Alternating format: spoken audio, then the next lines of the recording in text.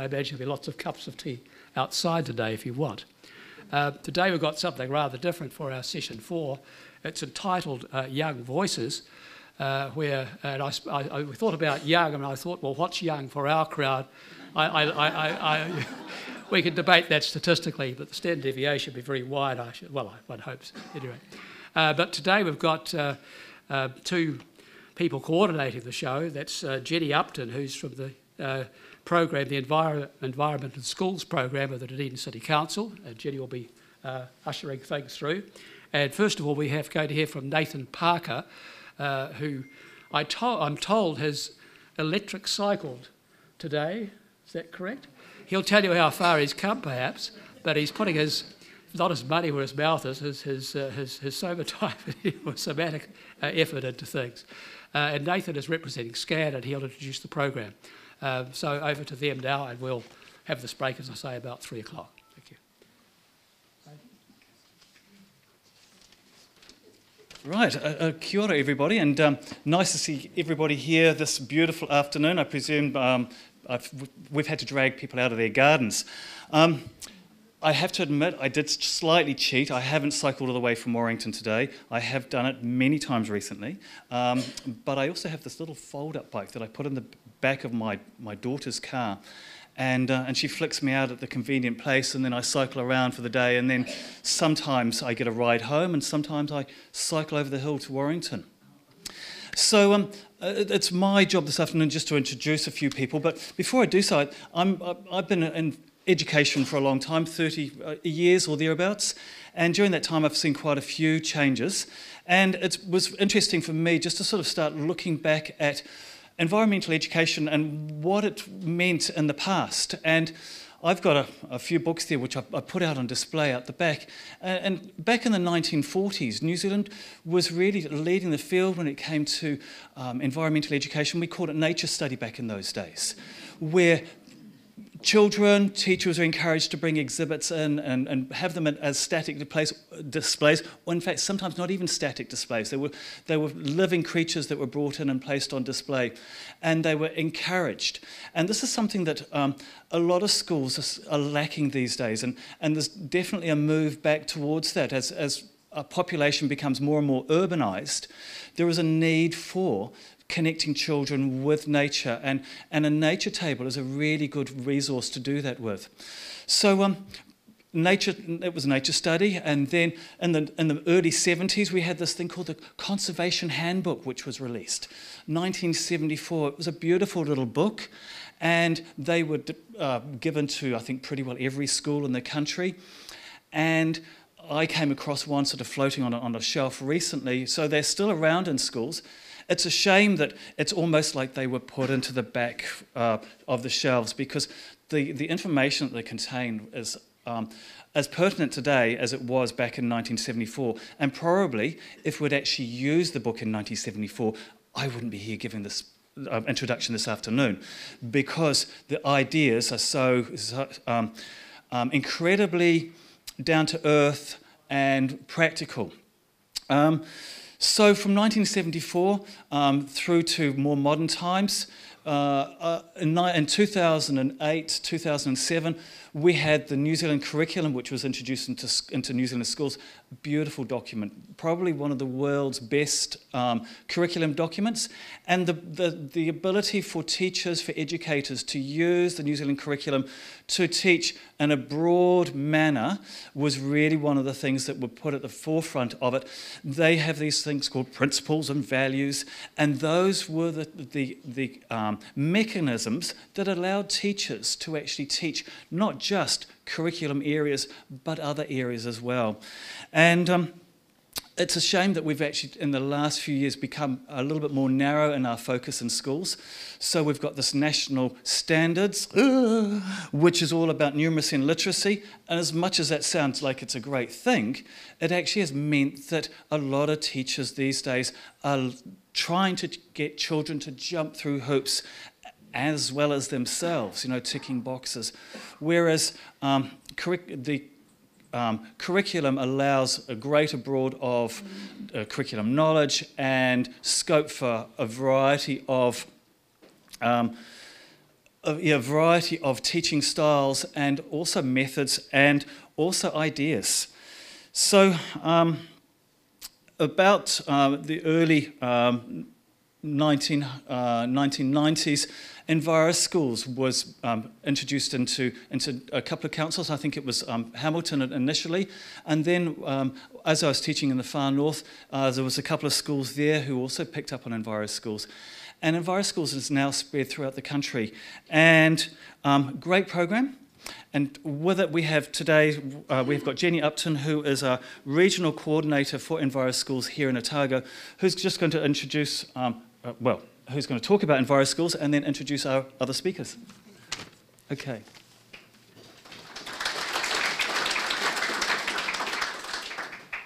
Kia ora koutou, ko Jagangil te Moka, ko Barwon te Awa, ko Tasman te Moana, no Toowoomba, Australia, aho, no Merton, tōku kāinga in Ainei, ko Enviro Schools te kura, ko Jenny taku ingoa, kia ora hui hui mai tātou katoa.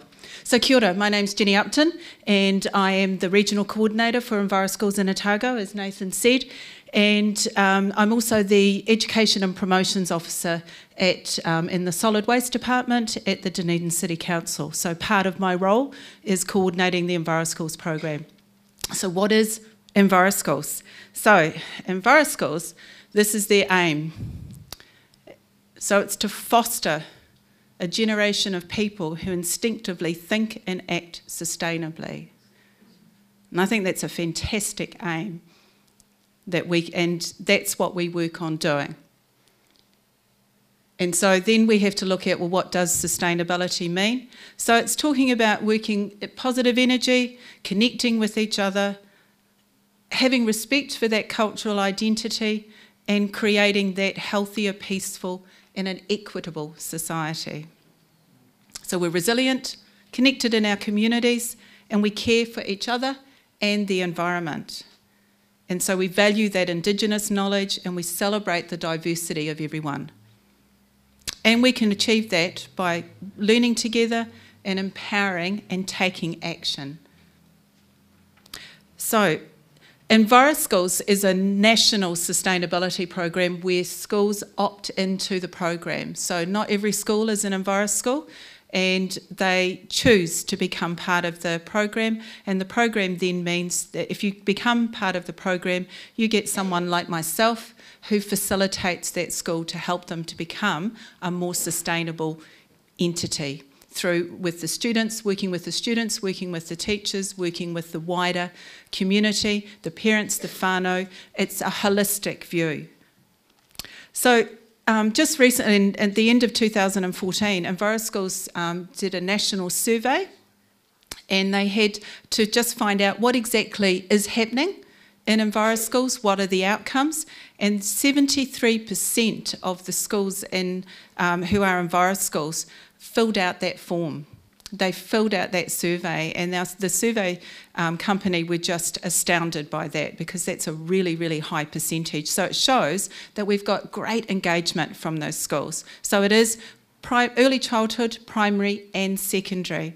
So you can see those figures there, and it's a partnership organisation. So we are funded regionally. We are not funded by any national body or national central government funding. It all comes from the regions.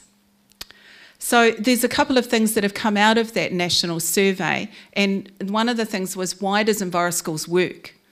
And it works because it's a whole school approach. So it's not just looking at the programs, it's not just looking at the people, it's a holistic approach. Eventually, the whole school and that whole community becomes involved. So it's talking about the place, the world, so that's looking at that physical and including the buildings that's surrounding, the people, lots and lots of people being involved, the practices that the schools do, and then the programs. And all of those are woven into our 5 guiding principles, which is some of the things that we were talking about before. So looking at empowering students, empowering these young people to take action, empowering them with the knowledge and the confidence to take action. And you'll see some examples of that after me.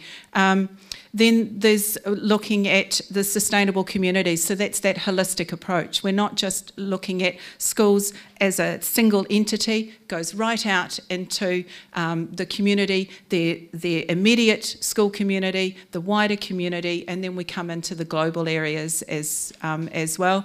And then there are things we look at, our Indigenous culture, so Māori perspectives, looking at the Māori view of life is one very important part of EnviroSchools. We're also the learning for sustainability. So that's what Nathan was talking about with environmental education, or now it's called education for sustainability. So learning about that, that's part of the programs. And then there's that respect for that diversity of people and cultures. So respecting the culture of the school, respecting what people believe, what their ancestors were doing. So that whole culture, so respecting that as well. So it's a whole school approach, and you can see by what happens within schools that the level of internal support, so the level of support that is at the school is related to the increased outcomes. So you can see that the outcomes for all of those mean for the ecological outcomes, educational, social, cultural and economic all increase by the more it's embedded and supported across the whole school.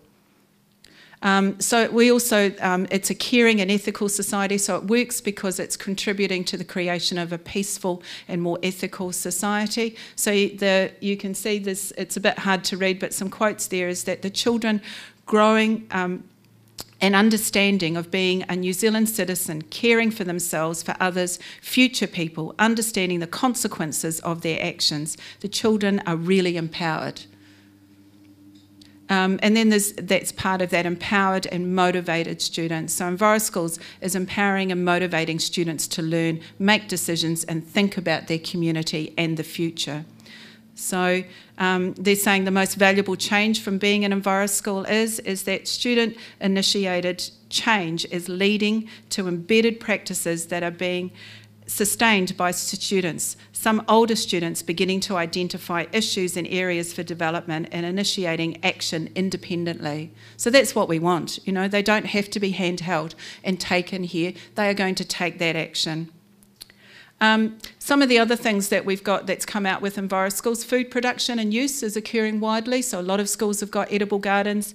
You can see that EnviroSchools with food distribution systems, so 91% that it's eaten by the children. There's a lot of things, so at different schools, what they have, so if we're looking at some of the local schools, we've got local schools that have got a herb garden, they're drying the herbs and selling those herbs on.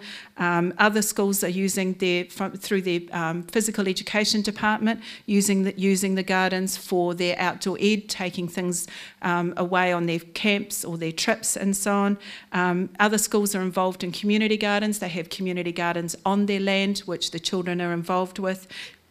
Other schools doing MasterChef, and they have things like an Enviro Friday where the students look at what's in the garden, they decide then what are they going to cook for the next week for the students, and the students get that meal that's made out of the garden or it's made out of seasonal food. So there's lots of things that are happening and the community is involved in that. A lot of those, the parents or wider, there are people who are part of the community who have a garden, they've got lots of knowledge and they're really prepared to share that knowledge with those students. Sustainable energy use is becoming more of a focus in EnviroSchools. Here in Dunedin, we've got a high school and a primary school that are currently doing an energy audit. So they're looking at what is the energy use in their schools and then how can they reduce or become more efficient around that. And there are schools that have done things like had an energy awareness day where they've actually cut down. They've had a power down day, and they've just gone, okay, we're going to try and use as least amount of power as possible today.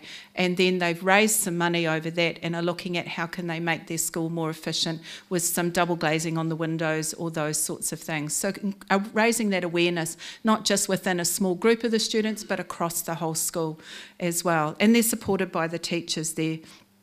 And we have coming up, another high school is going to be involved with the university and one of their energy studies students who will work with that school and look at how they can become more energy efficient as well. And that is a practical for that student to then take that on for when they go out into the workforce.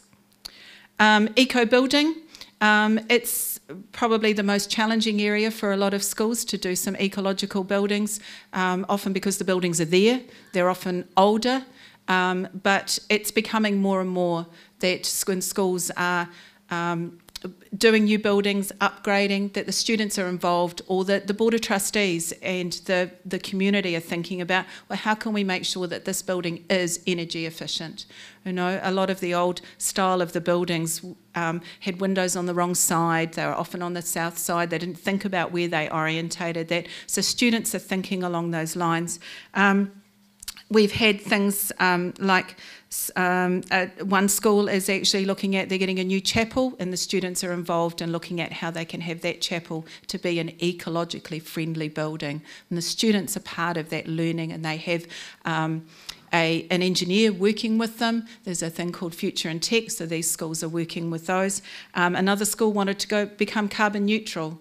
The Board of Trustees said that's what we want to do. How are we going to do that? We have to get the students involved. So we've gone right back to basics. What is carbon? What does carbon neutral mean? Well, how can we do that? What is our footprint? What are we doing here? How can we make changes? And others have created their own small eco building made out of straw bale. And it's been going, that's building that they've had. It's a small, sort of like a play hut that the students have, but they created it and they continue to keep it going. It's probably been 5 years now more that building was created. And every time there's talk about, oh, it needs work done on it, or it's getting stuff happening to it, the students always go, we want to keep it. How do we keep it going? How do we sustain that? So I think that's wonderful, and they've learnt lots about that. Then we're looking at community, involvement in the community. A lot of our schools create connections with the community people. So we've got students and schools that have a relationship with people like the Yellow-Eyed Penguin Trust, where they grow peacow at their school. They've got a tunnel house, and then they take that peacow and go and plant it at somewhere along with the Yellow-Eyed Penguin. A lot of the peninsula schools have a relationship with the Otago Peninsula Biodiversity Group, and they are learning about pest monitoring and what's happening on the peninsula and how can they make a difference to that. So there's lots of things happening within the schools. And there are some broader outcomes that happen from Enviro schools as well. You can see those there. And all of those are happening to different degrees at the school, but it's all part of being a sustainable entity. So how does it work in Dunedin, in Otago? What happens in Otago is that in Dunedin itself, we've got 2 regional coordinators, as you can see, and they are myself and Anna Hughes, and we are also facilitators. So it's equivalent to about almost 2 full-time jobs and completely funded by the Dunedin City Council. So I can't thank the Dunedin City Council enough for continuing that. 10 plus years in Dunedin, and I think that's a fantastic achievement for us. Then we have in Clutha, and you can see that there's one facilitator there 1 day a week, and it's part of a full-time role of the waste officer there. Central Otago, here we have a bit more of that community thing, so funded by Central Otago District Council and supported by Central Otago REAP. And then in Queenstown, Wanaka, so the Lakes District, again funded by the Queenstown Lakes District Council and supported by Wanaka Wastebusters. We haven't got into Waitaki District yet, but we're working on that. So one of the things that we do in Enviro schools is look at global issues. So we look at those global issues and try and bring it down to some local issues. This is a diagram that we use looking at the different types of things around global issues. And we've added a second circle to that, I know it's a bit hard to read, but we're looking at inequality and poverty, product stewardship. So we look at some of these things around energy, waste, ecological buildings, living landscapes and water of life, and what does that mean on a global issue.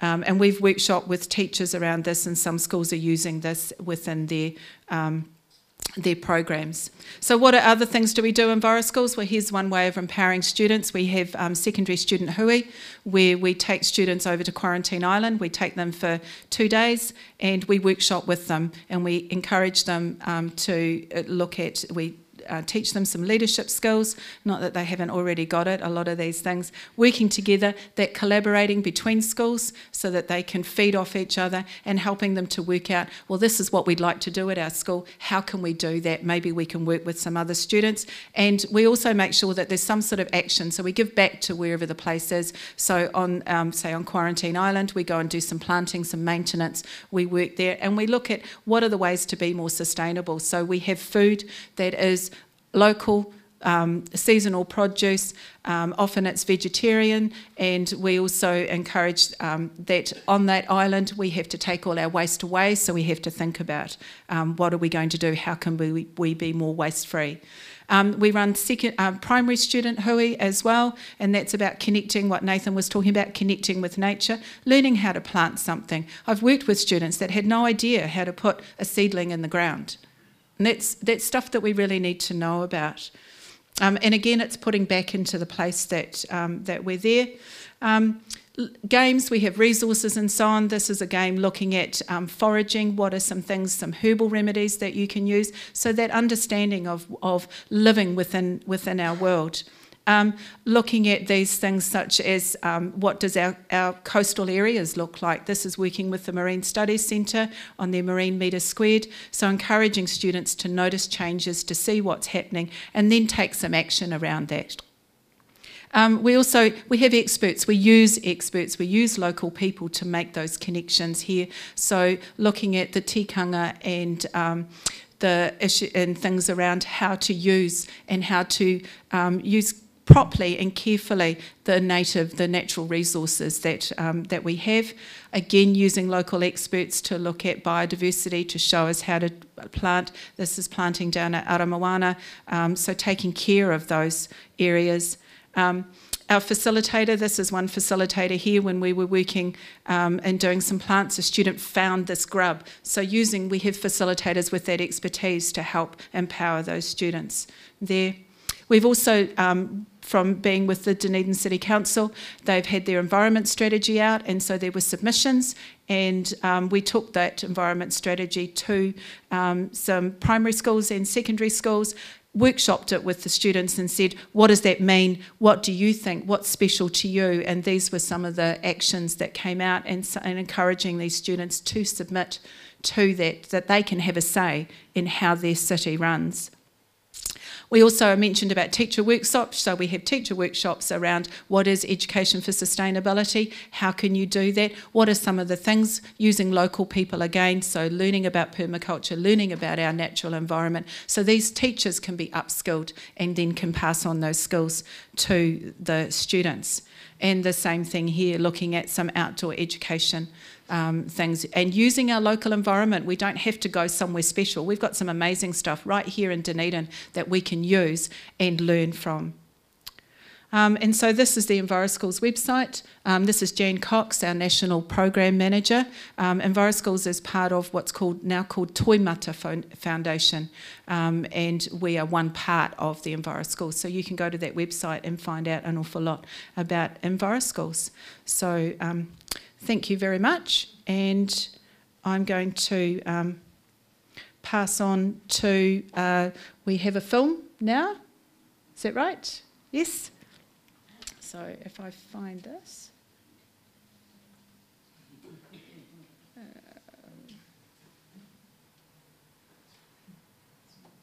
Okay, this is a film. Did you want to introduce it or just play it? Just play it? Okay.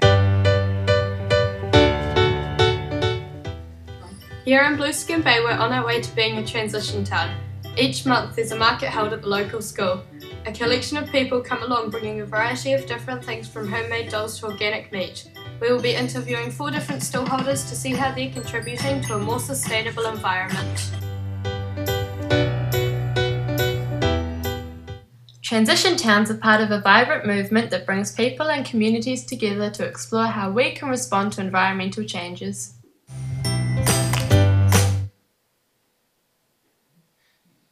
What is the difference between non-organic meat and organic meat? Organic meat is meat that's been produced on a farm, on a place where none of the additives to the farm have been chemically enhanced. What is your idea of sustainability? I think sustainability is anything that enhances the planet and the long-term life of the planet. I think that's sustainable.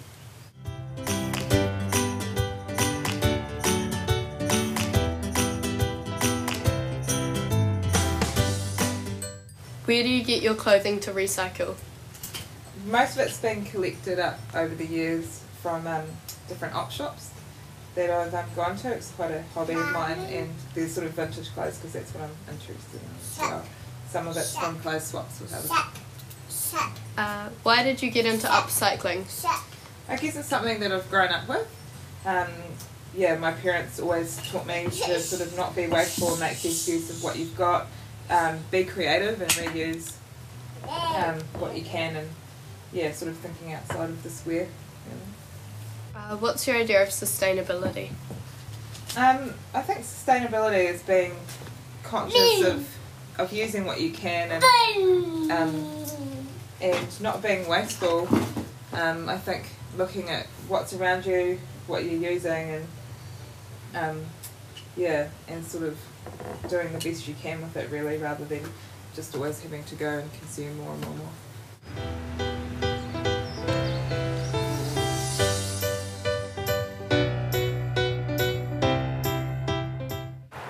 Can you explain what it means to grow organic produce rather than non-organic produce? Organic produce is grown as natural to its original conditions as you can possibly get, whereas commercial growing is often using a lot of intervention by human beings and the use of fertilisers and sprays and chemicals. Yep. Why do you think organic is best? Once again, easy question. Organic is clean, the plants are happy and healthy, and there is no or little human intervention or added additions of chemicals or harmful compounds. What is your idea of sustainability? Sustainability is where happy, healthy plants are given the opportunity to grow in as close to their natural environment as they can get.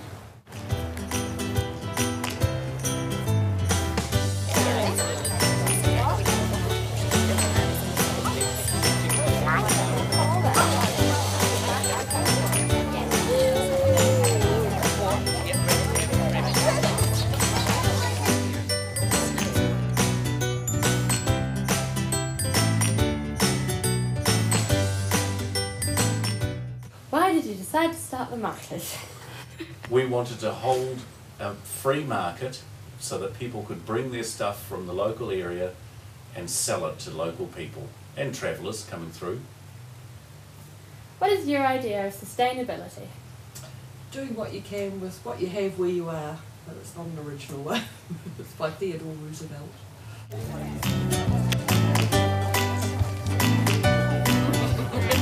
Did wonderful.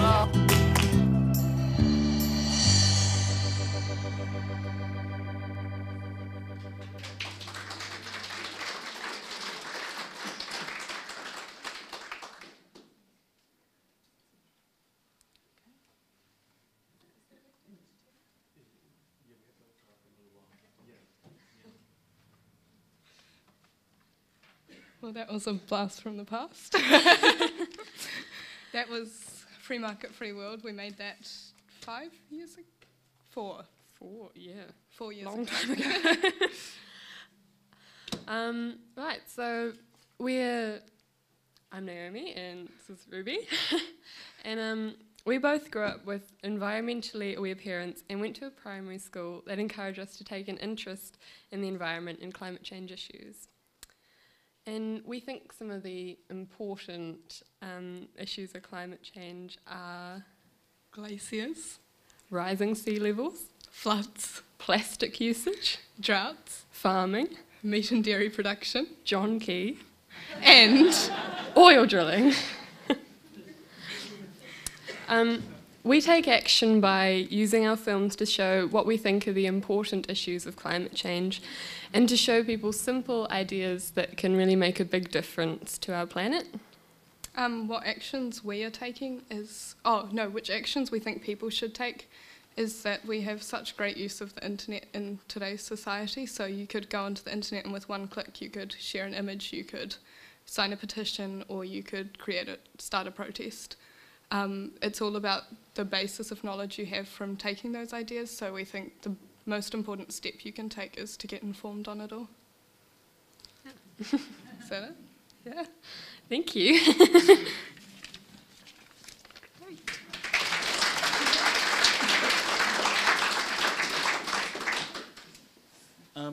Thank you, Ruby and Naomi. And what they didn't say was that they won the Outlook for Someday film award for that film, and there's another film that we're going to show after afternoon tea.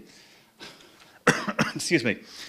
Now, I'd just like to introduce Tahu Mackenzie from Orokonui Eco Sanctuary, another eco warrior, who I've been very fortunate to work with for the last year or so. And thank you, Tahu.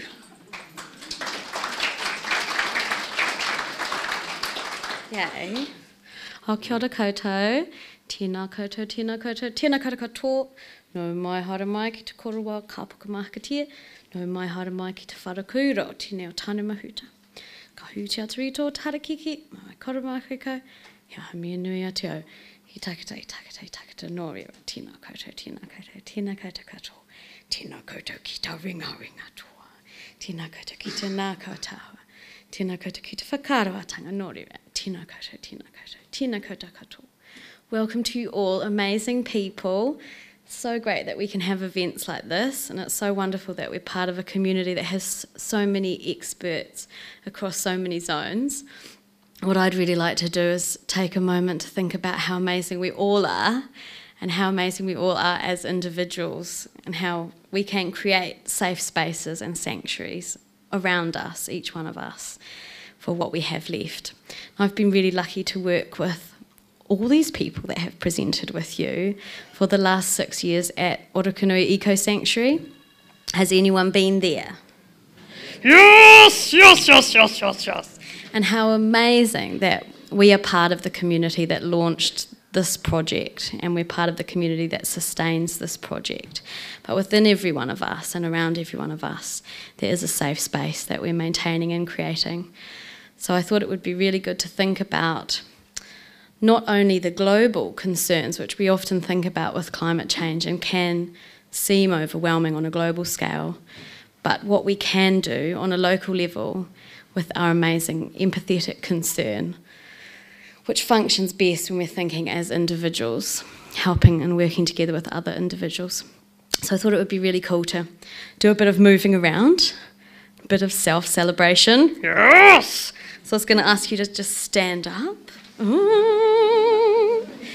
And something that I really, really love about environmental education and education for sustainability is it celebrates our connection right here, right now, with everything that surrounds us, that we are a part of as living biodiversity in action, but also our connections all the way back, i tā timataka, all the way back to the beginning, everything that has ever lived, and also off into the future, all those lives that are waiting to be born. So I thought we could enjoy our place in that infinite web now, and we'll just push our roots down into the ground, slurp up some water on the other side as well, slurp up some water, push our arms like branches up into the sky, Imagine now that we are some of those tupu Māori, some of those ancient ancestors, that beautiful forest that grew here. We can gobble up some sunshine with our leaves. We can make some oxygen. We can take in some carbon dioxide. Sway gently in the wind, tawhiri mātia. And we can say to all those species that are now struggling to survive that we want to help them, that we want them to come back and live in great profusion and great abundance so we can love and appreciate them even more. So we might do this wee song together. So I'll start off with our roots going down. Te kārea, te kārea, e aru ana e te whenua e. Waka ko paine ki o te poti, a ka waka a huru ki te pahine. Very nice, thank you everybody, very nice. Yay.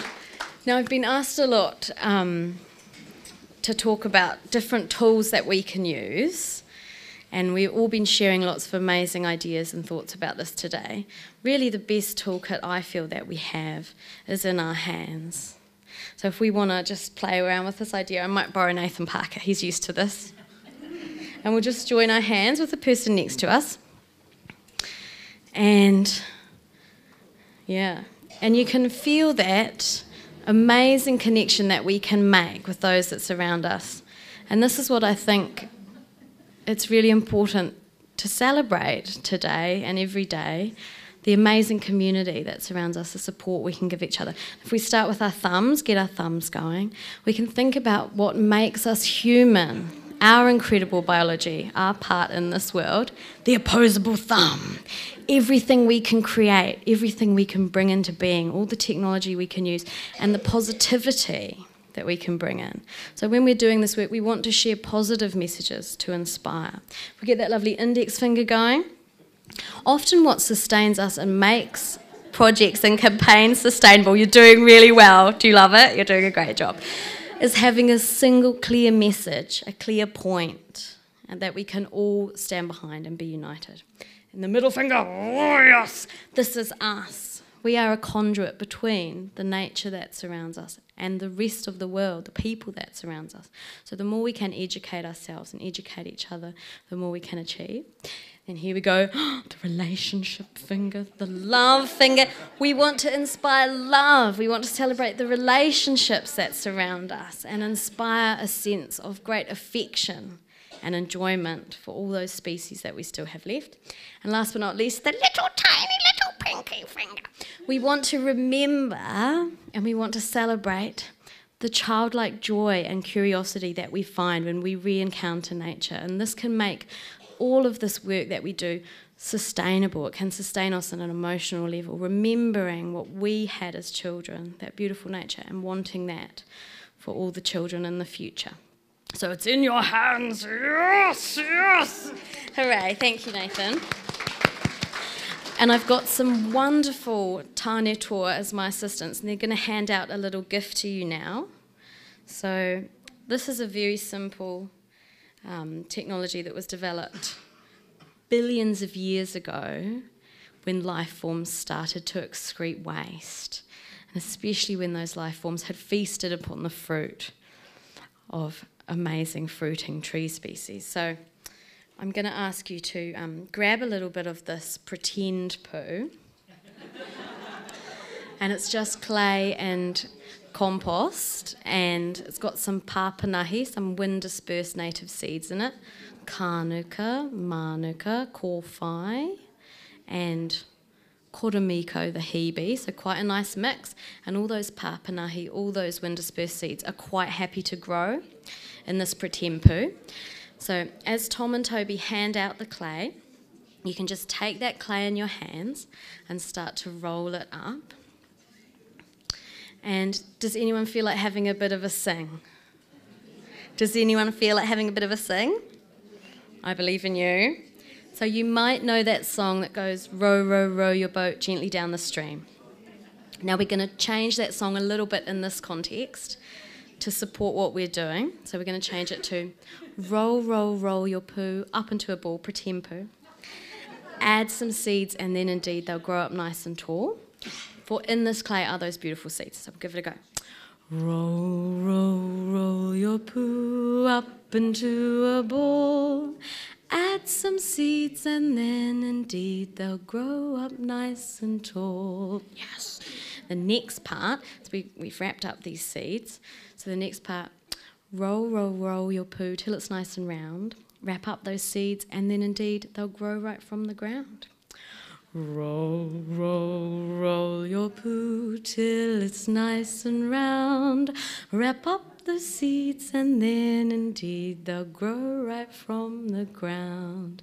And in this last part, we'll think about what we're going to do with this amazing seed bomb, or poo bomb as I like to call them. We're going to take this out somewhere that's special to us, somewhere that we can see these things growing if we want to, that's nice and sheltered. Then we're going to emulate the taoka, the kereru, and the mahi or kereru, and we're going to take these pretend poos and we're going to whoosh, we're going to chuck them just like the kereru does, and that new life is going to spring forth from the earth. So the last verse of our song, throw, throw, throw your poo off into the bush, use some speed, and then indeed your poo, it will go whoosh, okay? Throw, throw, throw your poo off into the bush. Use some speed and then indeed your poo, it will go whoosh. Yes. Cool. So you can take these home and enjoy them. But I wanted to thank you all so much for having me today and for all the work that you've already done creating amazing spaces around you. And if you haven't been out to the sanctuary, please come and visit again soon. Thanks so much.